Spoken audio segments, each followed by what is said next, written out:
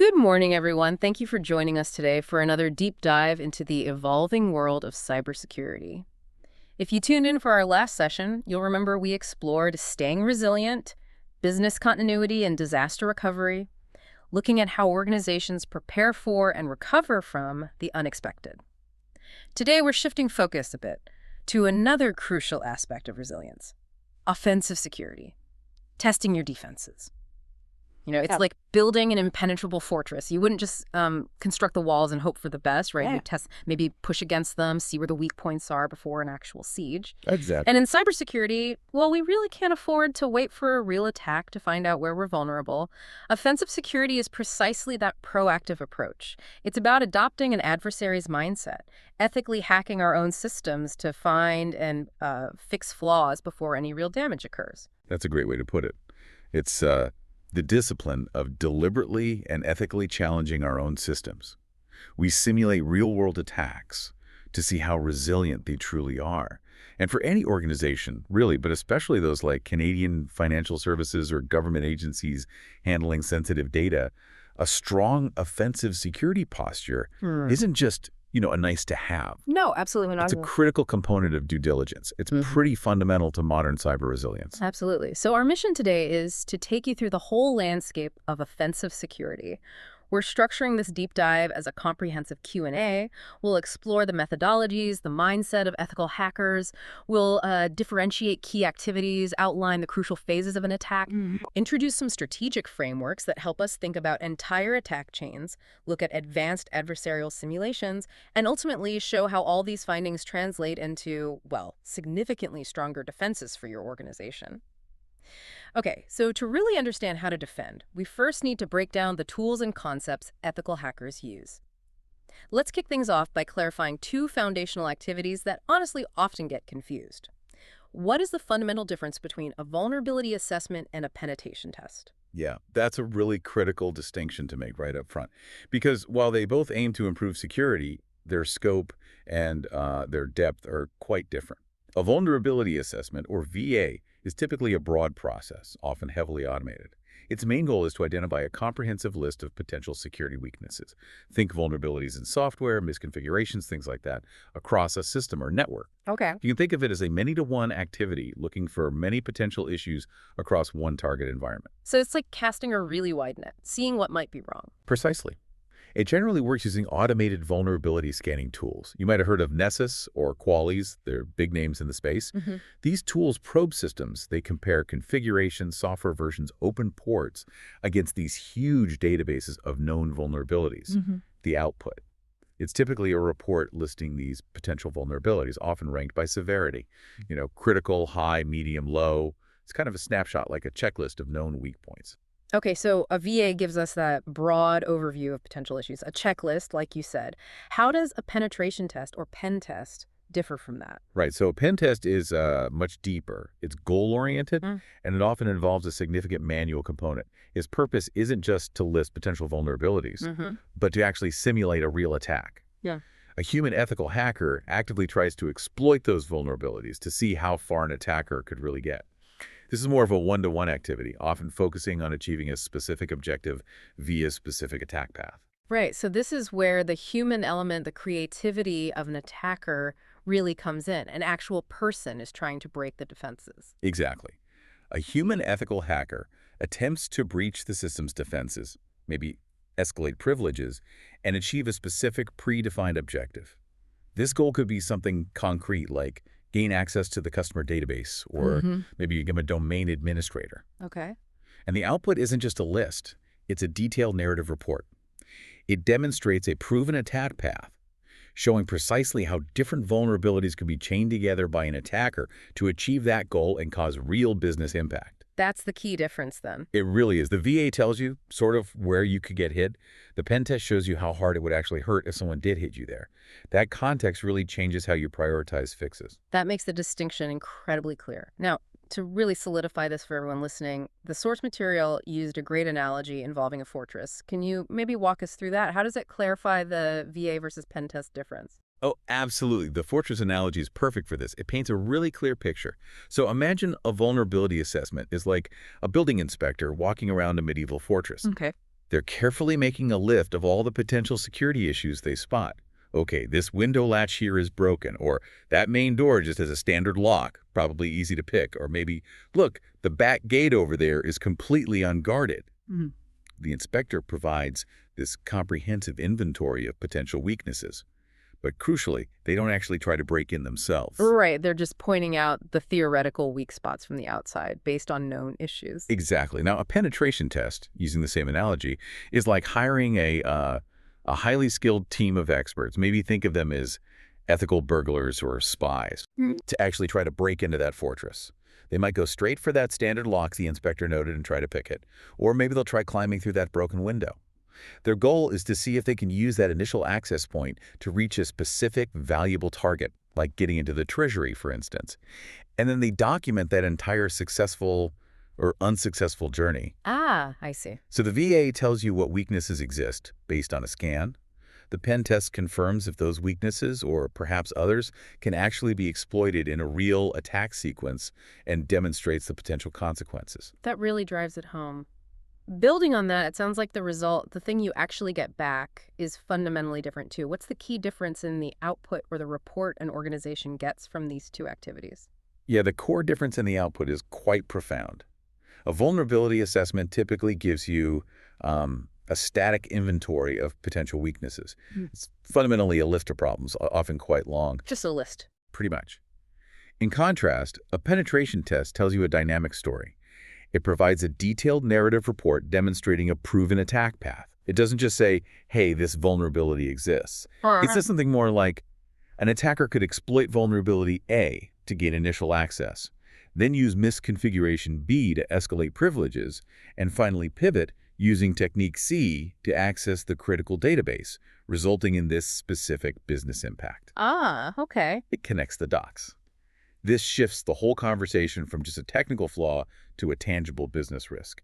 So it's really about the so what factor, that actionable narrative showing the real world implications and how these flaws can be chained together. That sounds critical for actually prioritizing what to fix first. Absolutely critical. Okay, now when these ethical hackers, these pen testers, go about their work, they don't just randomly poke around, right? They follow a structured methodology, much like a real adversary would. What's the very first phase in that typical methodology? What is reconnaissance? Reconnaissance, or recon, is absolutely the foundational information gathering phase. This is where the attacker, or the ethical hacker simulating one, learns as much as possible about the target organization before launching any kind of active attack. It's all about building a comprehensive profile of the target, their infrastructure, their people, their technology stack. And, it's interesting. Experienced attackers often spend more time in reconnaissance than in the actual exploitation phase. Really? More time planning than attacking? Often, yes. Because good intelligence, good recon, dramatically increases their chances of success later on. It helps them find the path of least resistance. That makes a lot of sense, know your target. And are there different ways they go about this information gathering, different types of reconnaissance? Definitely. We usually distinguish between passive and active reconnaissance. Passive reconnaissance involves gathering information without directly interacting with the target systems. This could be things like searching public records, scouring news articles for mentions of the company or its tech, analyzing social media posts by employees. Sometimes people share more than they should about work tech. Oh, for sure. Or even looking at job postings. Sometimes job ads inadvertently reveal details about an organization's internal technology stack or security tools. Huh, I wouldn't have thought of job postings. Sneaky. What about active reconnaissance then? Active reconnaissance involves interacting directly, but usually lightly, with the target's systems. This could mean performing some initial gentle network probes, maybe using tools to identify the target's public-facing web servers, what software versions they might be running. It's still relatively low impact, designed not to raise alarms, but it's that first direct touch point, gathering technical details. Got it. So after gathering all that intelligence, maybe doing some scanning, the attacker then moves to actually trying to get in. What exactly happens in the gaining access phase? Right, this is often called the exploitation or the break-in phase. It follows directly from the reconnaissance and scanning phases.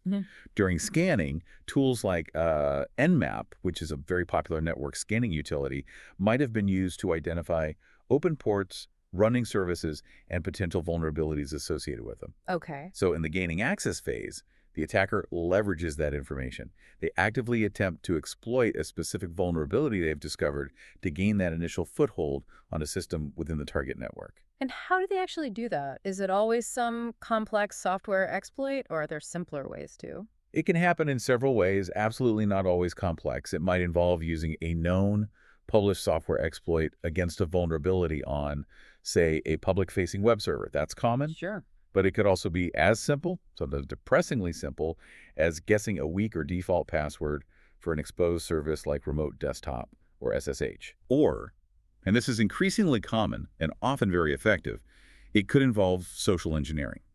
Sending a carefully crafted phishing email to an employee, for example, tricking them into revealing their credentials, or clicking a link that downloads malicious software. Right, the human element again. Exactly. The goal here is just to get in, any way possible, to establish that first beachhead. Okay, so once an attacker has that initial foothold, they've broken in. They're rarely satisfied with just that one machine, are they? They're usually just getting started. What happens next in the crucial post-exploitation phase? You're absolutely right. Getting that initial access is often just step one on a much longer path. The post-exploitation phase is where the attacker works to expand their control and achieve their ultimate objectives. It's often where the real damage of potential lies. The very first thing an attacker will typically try to do is maintain access. They don't want to lose their foothold if the system reboots or the initial vulnerability gets patched. Makes sense. So they'll often install persistent tools, maybe a backdoor or what's called a persistent shell, which allows them to reconnect to the compromised system later. So they set up a way to come back, ensuring their initial effort wasn't wasted. Smart. What's the next move, usually? Then typically they move to privilege escalation. That initial foothold might be as a standard, low-privilege user with limited permissions. Right. So the attacker will try to find ways to gain higher-level permissions on that compromised machine. They'll strive to move from being just a standard user to maybe an administrator account, or even gain system-level or root access. Okay, so get more power on that first machine, then what? Once they have those elevated privileges, they often proceed to lateral movement. This is a really critical step. They use the initially compromised machine, kind of like a launch pad or a beachhead, to pivot and attack other systems within the internal network. Spreading out. Exactly.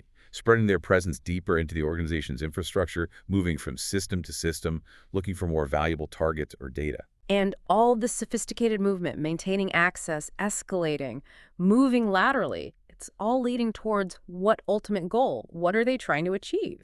Right. The final part of post-exploitation is achieving objectives. This is the attacker's ultimate goal, the reason they broke in. It could be anything, really, depending on the attacker's motivation. It could be finding and exfiltrating sensitive data thing, customer lists, financial records, intellectual property. Or it could be deploying ransomware across the network to encrypt files and demand payment. Or maybe even just disrupting critical business services for sabotage or activism reasons.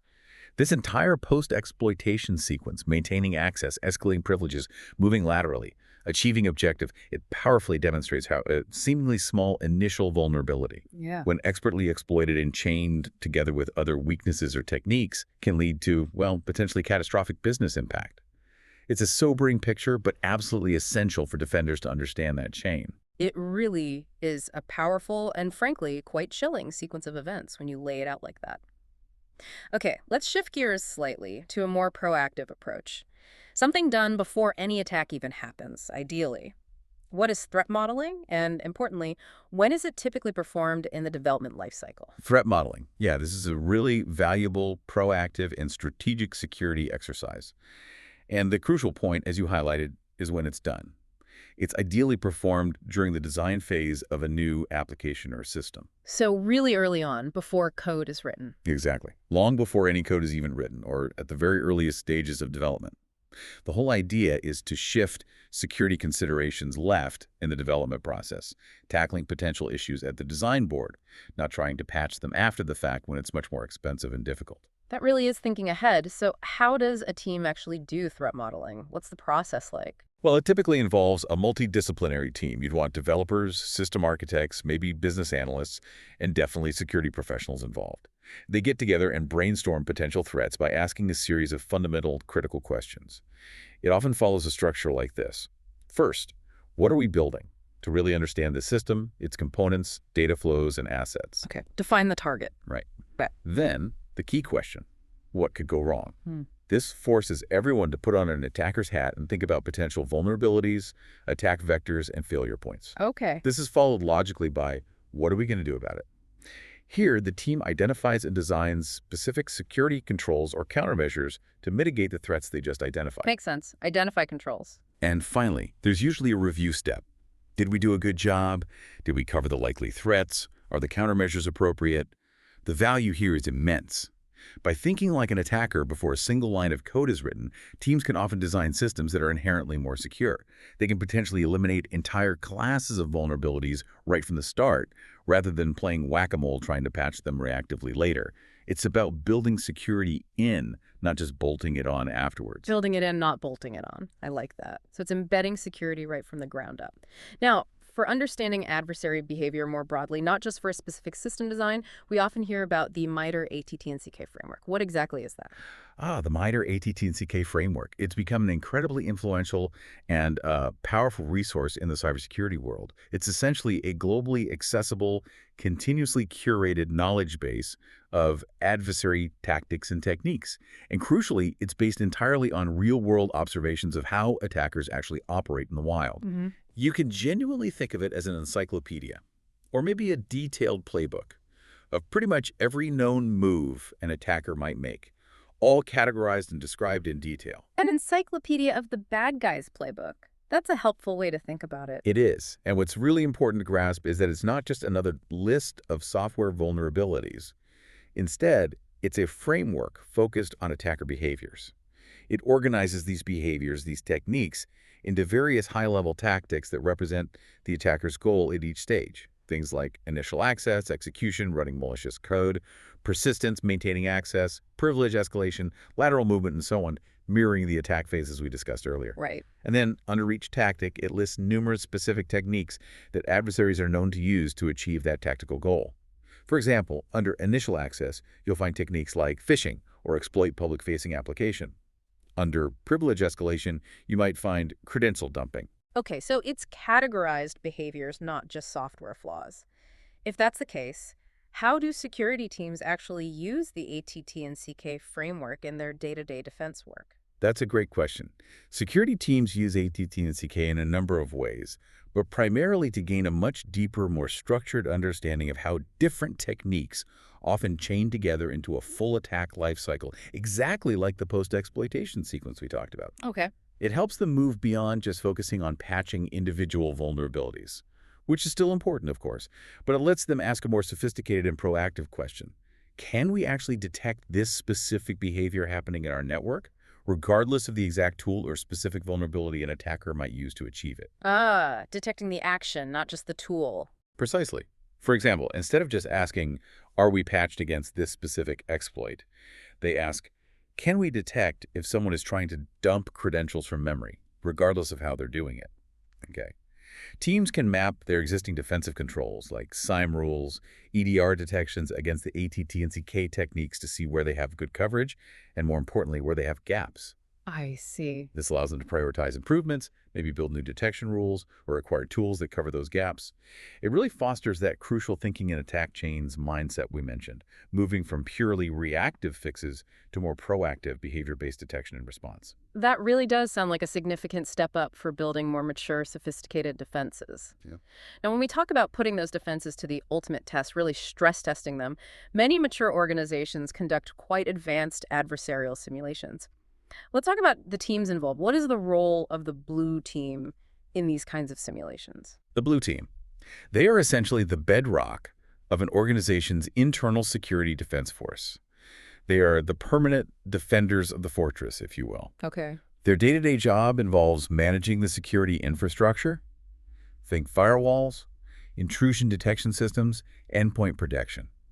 They're responsible for constantly monitoring the security information and event management system, looking for any signs of suspicious activity or anomalies. Right. And crucially, they're the ones who respond to security alerts and incidents when they occur. They investigate, contain and remediate threats. They are the proactive and reactive guardians of the network on a daily basis. Their success is often measured by how quickly and effectively they can detect and shut down real threats. Okay, so the blue team are the everyday defenders. If that's the case, then who are the simulated attackers in these big exercises? What is the role of the red team? The red team is quite different. They are typically a team of highly skilled, specialized ethical hackers. Often, this is an external firm brought in specifically for this purpose, to ensure objectivity and bring in cutting-edge techniques. Their sole job during an engagement is to simulate a specific sophisticated adversary.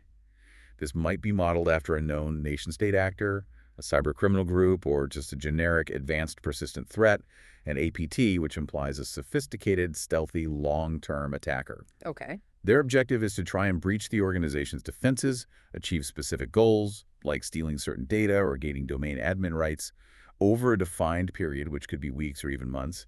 And critically, they do all this while trying their absolute best to remain undetected by the blue team. So it's the ultimate realistic stress test for the blue team, and often the blue team might not even know it's just a drill, at least initially. Exactly that.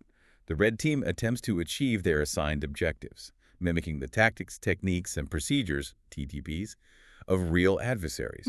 Meanwhile, the blue team, often operating under normal conditions and perhaps unaware it's a controlled exercise, is expected to detect, track, and respond to the red team's activity in real time, just as they would a genuine intrusion. This kind of exercise provides invaluable insights into the actual effectiveness of the blue team's detection and response capabilities against a skilled, thinking adversary, something far beyond what automated vulnerability scans or even standard pen tests can typically reveal. Okay, that sounds intense. After such an exercise, which sounds like it could be quite adversarial, how do these two teams, the attackers and the defenders, actually learn from each other and ensure the organization gets the maximum benefit? What is a purple team in this context? Is that another separate team? That's a great point about learning. A purple team isn't actually a separate third team in the way red and blue are distinct groups. Instead, purple team describes a crucial collaborative mindset and, more specifically, a collaborative process or exercise. Ah, okay. Not a separate team, but a way of working together. Exactly. After a red team versus blue team exercise concludes, the two teams come together for a detailed debriefing session. It's all about open communication and shared learning. The red team openly explains exactly what they did, the attack paths they took, the specific tools and techniques they used, where they were successful, where they failed. And then the blue team shows what they saw from their perspective. Which red team actions triggered alerts, which ones they detected through threat hunting, how they responded, and perhaps most critically, which red team activities they didn't see or detect at all. Right, identifying those blind spots. Precisely. This transparent debriefing loop is where the real profound learning happens for the organization. So it's about closing that feedback loop, sharing notes, and collaboratively figuring out how to get better. That sounds incredibly valuable. It truly is. This purple team collaboration is vital. It helps the organization tune its security tools for better detection, improve its defensive processes and incident response playbooks based on the red team's realistic simulation, and fosters a much better shared understanding of actual threats and defensive capabilities across both teams. It effectively turns what might seem like an adversarial exercise, red versus blue, into a unified, continuous improvement effort for the entire security posture. That makes perfect sense. Okay, so whether it's a standard pen test or a full-blown red team engagement, all this effort usually culminates in something tangible, a report. This final deliverable seems crucial for translating findings into action. What are the key components of a truly effective report? What makes a report useful rather than just sitting on a shelf? That's right, the report is absolutely critical. A good report is much more than just a raw data dump of technical vulnerabilities.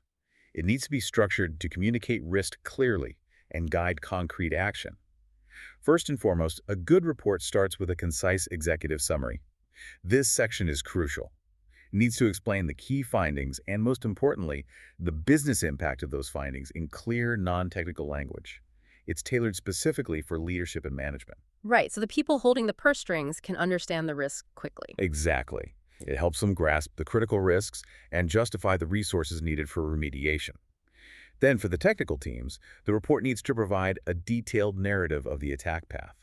It should clearly explain how the ethical tester chained vulnerabilities together, step by step, to achieve their objective. This illustrates the real-world exploitability and makes the risk tangible, not just theoretical. Okay, the story of the attack. What else? Each individual finding needs a clear risk rating. This shouldn't just be based on the technical severity, like CVSS score, but should consider both the likelihood of exploitation in the organization's specific context and the potential business impact if exploited. This helps prioritize remediation efforts. Likelihood and impact. Got it. And finally, and perhaps most importantly for driving change, the report must offer clear, actionable, and prioritized recommendations for remediation. It shouldn't just say, fix this, but provide practical guidance on how to fix the identified problems effectively. And the prioritization helps the IT and development teams tackle the most critical issues first. It needs to be prescriptive guidance, not just observation. That sounds like a report that would actually get used. Okay, to sort of wrap things up here and bring it all together after this incredibly insightful deep dive, what, in your view, is the true ultimate purpose of offensive security? It's clearly more than just breaking in, right? Absolutely. The true purpose, the real value of adopting this adversarial mindset and conducting these tests is not simply to break in or find flaws. That's just part of the process. The ultimate goal is to profoundly learn and continuously improve the organization's defenses. The entire process of offensive security, whether it's a VA, a pen test, or a red team exercise, is only truly complete and genuinely valuable when the detailed findings are actually translated into concrete remediation actions. Actions that demonstrably strengthen the organization's defenses against real attackers. Yeah. Has to be a closed loop. So it really boils down to the fix, not just the find. The follow-through is everything. It's exactly. This remediation phase is critical. It requires a close partnership between the security team, who found the issues, and the relevant IT operations or software development teams, who usually need to implement the fixes. The security team's job doesn't end with delivering the report. They often play a role in tracking that remediation, making sure the fixes are implemented correctly, and sometimes performing retesting or validation scans to confirm that the vulnerabilities have been successfully closed off. It's this continuous cycle test, find, fix, retest that is, without a doubt, the engine driving a resilient, amateur cybersecurity program forward. It embodies, you could say, a healthy dose of professional paranoia that ultimately builds much stronger digital fortresses. That's a fantastic way to summarize it. A continuous cycle driven by a healthy professional paranoia. Okay, that was an incredibly comprehensive journey through the world of offensive security. Just to quickly recap the key takeaways for everyone listening, we've established that offensive security is absolutely paramount for building robust defenses. You have to test them proactively by simulating attacks. We highlighted the fundamental difference between broad vulnerability assessments, which give you a list of potential issues, and goal-oriented penetration tests, which tell you a story about actual exploit paths and impact. We stress that understanding the adversary's playbook, the whole chain from reconnaissance through post-exploitation, is essential for designing effective defenses. We introduced strategic frameworks like threat modeling, done early in design, and the MITRE ATT&CK framework for understanding attacker behaviors, emphasizing that these help us think about entire attack chains, not just isolated flaws. We also explored how advanced red team exercises serve as invaluable stress tests for defensive capabilities, and how purple team collaboration, that joining of red and blue teams, is key for driving continuous improvement. And ultimately, as we just discussed, the true value lies not just in the testing itself, but in the comprehensive reporting and, critically, the diligent remediation process afterwards.